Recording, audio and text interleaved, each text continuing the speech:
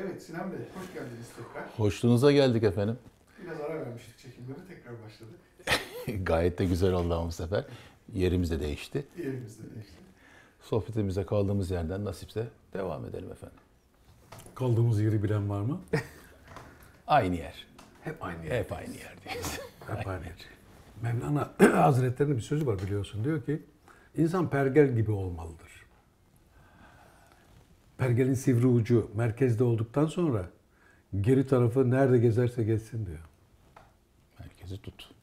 Evet, merkezde olduğu zaman bir ayağı, öbür ayağı nereye giderse gitsin.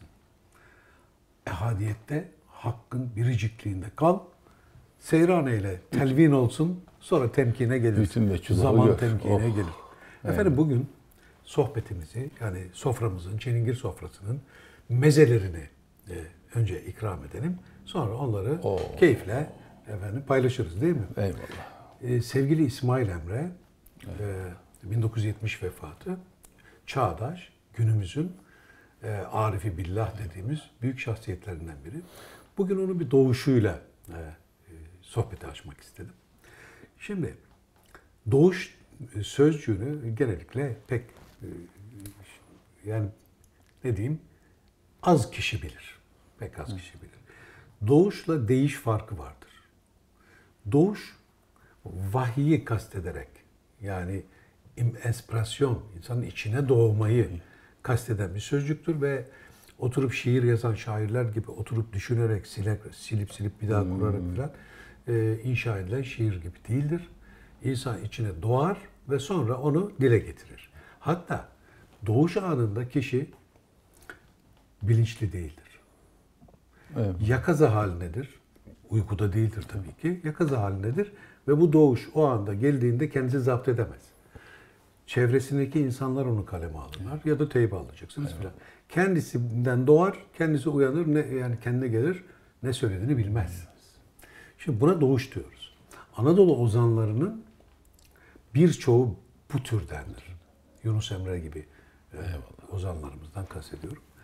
Şimdi bu doğuştan sonra, o doğuş artık zapt edildi ve bir melodik çıkar bir de. Besteli çıkar tabii. Zapt edildi ve sonra onu ozanlar alıp sazıyla dile getirdiyse buna da değiş diyoruz. Doğuş o anda doğmuştur. Daha önce bilinmemektedir. Bir improvizasyon olarak ortaya çıkmıştır. Ama değiş onun bestelenmiş ve sürekli tekrar edilebilir besteli durumudur. Bu bakımdan şimdi biz değiş olarak tabii okuyacağız ama bu doğmuştu. Bunu bilerek. Eyvallah. Evet. İsmail Emre Adanalı bir büyük bir Arifi Billah, günümüzün mürşitlerinden. Şöyle söylüyor.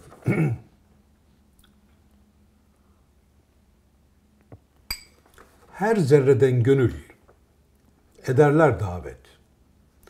Kime edeceksin acep icabet? Gözler kadehine doldurmuşsa ki alıp içen bilir böyle bir lezzet. Dudak şişesinden içene doldur. İsteyenlere ver. Tükenmez boldur. Meyhanesi gönül, kapısı kulak. Yüzlerce senelik böyle bir yoldur. Dünyanın suları akarsa dolmaz. İlim dalgıçları dibini bulmaz. Kelam girer tekrar ağızdan çıkar. Nurdan boya alır, hiç rengi solmaz. Dış tarafı benzer açılmış güle. Her daim aşıktır söyleyen dile. Fındık kabuğuna benzer ortası, aksa dolduramaz bütün şelale. İçinde gizlidir deryayı ahad. Etrafında gezer diri Muhammed. 400 bin peygamber hizmet ediyor. Girip de yıkanan bulur selamet. Orada gizlidir milyarca vücut. Kimi haç çıkarır, kimisi sucud. Ne kadar büyüktür beyin boşluğu. Tüm felekiyat orada mevcut. Gelen oradan gelir. Giderler geri. Ecel suyu içip olurlar diri. Ölüm bilgisinin hiç aslı yoktur. Sade bir idraktir. Duysan haberi. Meydanda oynayan sade bir cambaz. Gerisi gölgedir, onlar ayrılmaz. Kendisi kendini seyretmek için Emre insan yüzü olmuştur Hicaz. Allah eyvallah. Şimdi bakınız sohbet nedir diye sorulan soruya yanıt budur. Sohbet bu. Baştan aşağı. Sohbet bu. Hepsini yazdım sonra. Bülbül aşıktır güle, gül naz eder bülbüle. Bu böyle söylenmiş. Evet, bunu okuyanlar, şiir olarak tabii farkında olmadan okuyanlar, yani işte doğa sevgisi, işte bülbülü seviyor arkadaş, gül de. Aynı mevsimde de olurlar galiba, öter mi öter falan. Halbuki kastedilen o değil, işte burada söyledi. Bülbül gül açmadan dile gelmez diyorlar. Halbuki doğada öyle değil. Doğada bülbülün pek de gülle ilgisi de yoktur yani. Bülbül kendi şeyinde, doğasında, hele Eros uyandığı zaman ta şakır şakır şakır öter ve o şarkılarını söyler. Evet. Ama burada kastedilen bülbül ve gül, kulak güle benzer diyor, söylüyor mu? Evet. Dıştan diyor, kulak güle. Dinleyen kulak güldür. O bülbülü söyletir. Dinleyen olmadıktan sonra konuşan ne işe yarar? Duvara mı konuşacaksın? Gül bülbül buradalar. Yani. Değil mi? Binlerce yıllık bir karış yoldur diyor. Ağzından çıkanı kulağın duysun. Sözü var. Kendi ağzından çıkanı kulağın duysa o zaman kendinden kendine seyran başlar. Biz hep dışarıyı seyrediyoruz. Duysal evreni seyrediyoruz. Ve oradan haberler veriyoruz. İyi de kendinden haber ver. Yani. Hani şu Sokrates'in dediği gibi gnotiseaton. Kendini bil. Yani doğayı biliyorsun, yıldızı biliyorsun, işte kimya biliyorsun, fizik biliyorsun. İyi de kendini bil. Nasıl kendim ne ki bileyim? Nasıl? Kendim ne ki bileyim? Hazır bir kendim var mı? Hazır bir kendin yok. Sen kendini inşa edip bileceksin. Elinde kalem, kendi kaderini yazacaksın, sonra da okuyacaksın. Arkeolojini yapacaksın. Efendim kader önceden yazılmadı mı? O anda yazılıyor. Kader anda yazılan adıdır. Kader takdir edilmiş demek. Neyle? Kaderin isminde hem kudret var kelimenin içinde, hem ölçü var, hem de parlaklık var. Kadr. Diyorsun ki yıldızın kadri şu kadardır. Yani kadr, kudret kelimeleri, takdir, ölçü hepsi bir arada bir anlam taşıyor. Çok güzel. Dolayısıyla takdir ilahi dediğimiz zaman şimdi şu arada takdir ediyor. Allah bayat kullanmıyor. Hep taze, herden taze. Her an bir şendedir dedikleri arifler. Of. O nedenle böyle bir şeyle Doğuş'la sohbete girelim dedim. Ve burada başka söylenen çok ciddiye alınacak önemli şeyler. Şimdi burada diyor, gönül meyhanedir evet diyor. Sohbet şaraptır. Sarhoş eder. Hakikaten seni öyle gezdirir, böyle bir seyir suluka sokar, konuşma. Takip ederken bir sarhoşluk olur. Ve bir mayalanma olur insanın içinde. Bu tamam ama kadeh nerede? Evet, bir kadeh kulaktır. Dilden geleni alıyor. Sürahi dildir. Sagar kadeh kulaktır. Ve sürahiden kulağa dökülür. Peki, ne söyler acaba? Gül yüzlerin şevkine öyle mi? Nuş edelim der. Öyle mi der? Eyvallah. Desin o zaman. Allah Allah. Nasıl bir bağlantıdır bu? Ben de gidiyordum 10 numaraya. Var mısın?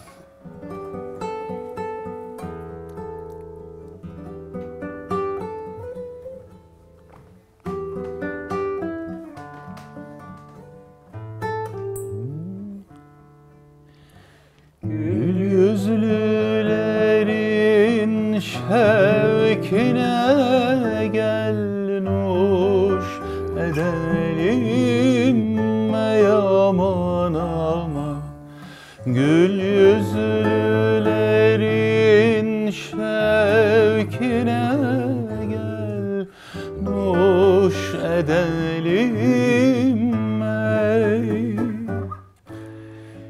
İşret edelim yar ile şimdi demidir aman aman işret edelim yar ile şimdi de midir ne?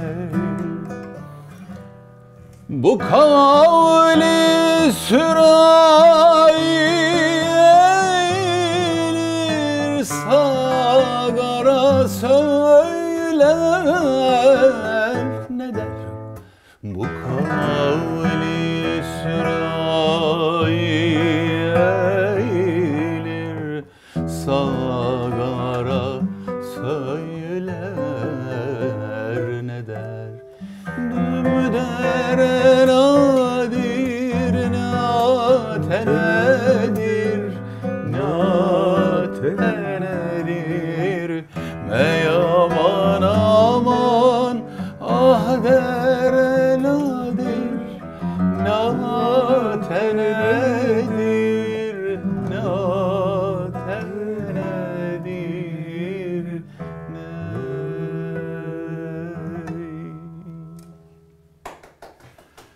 Böylece şarabı içtik. Şarap böyle içiliyor. Evet.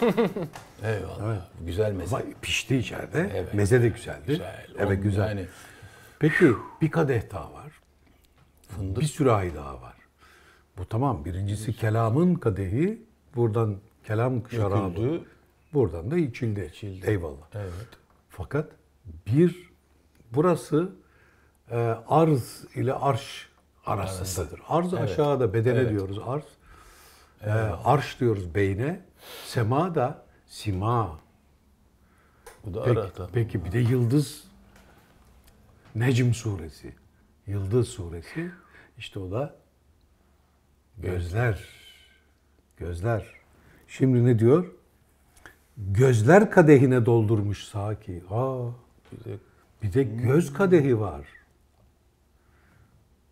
Buna nazar ilahi diyorlar.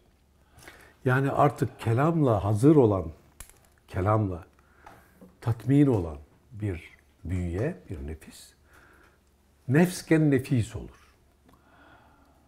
Nefaset ortaya çıkarsa rahatlık olur, huzur bulur, sekineye kavuşursa insan, o zaman melt olur, kendisinden gevşer, kendisinden geçer, hazır olur, dişil enerji, alıcı olur.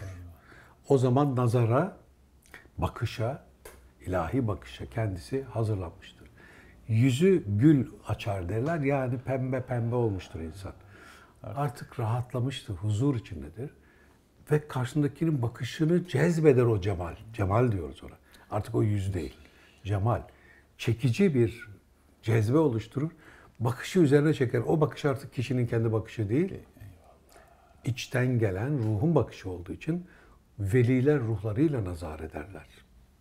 Akıllarıyla öğretmezler. Nazarla eğitirler onlar. Ve kendileri gizlide kalır. Aşikar etmezler kendilerini. Setreden. Ancak setr içinden, küfür içinden seyrederler. Evet, böyle. Bu muhabbeti ilahi. Kadehmiş. Ya. Vay. Gözler kadehine doldurmuş Saki, alıp içen bilir. Böyle bir lezzet. Şimdi bu tadı tatmayan, bu nazara almayan insana anlat sen. Yok tabii. İşte vahiy şöyle bir şeydir diyor. İşte velilik bu şöyledir. Cenab-ı Hak veliler üzerinden böyle iltifatta bulur. Latife yani. Nereden anlayacak? İnsan deneyimlediğini bilir. Tabii ki öyle. Deneyimlemediğini bilmez.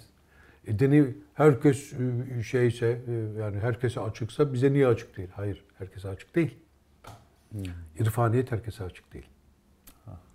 Arifi billah olmak için önce gönül evini temizlemek icap ediyor, arınmak icap ediyor. Padişah girmez saraya hane Değil mamur mi? olmadan.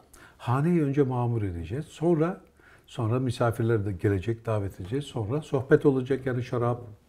Meyhaneye dönecek o ev, artık ev değil, meyhane olacak.